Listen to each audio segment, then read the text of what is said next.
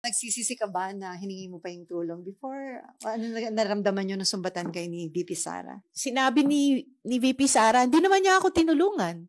Mhm. So, ano yung isinusumbat niya? Hindi naman siya tumutulong kay Pangulong Duterte. Hindi din totoo yung sinabi ko na tutulungan kita.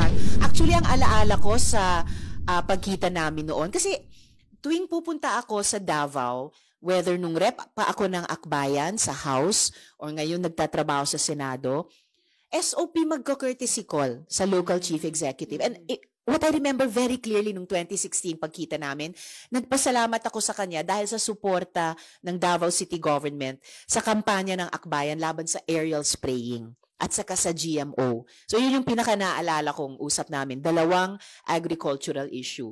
Hindi ko talaga maisip paano konektado yung lumang kwento niyang yun at yung ganyang sumbat sa budget question sa kanyang opisina na hindi naman niya nasagot ng maayos. Ano naman ang kinalaman ng kwento niyang iyan na kwento na niya dati sa tinanong kong budget questions? Dinamay pa niya yung opening ceremony ng aming Akbayan Party Congress na wala rin kinalaman sa budget ng OVP. Ako po ay isang taong marunong tumanaw ng utang na loob, lalo na sa taong bayan.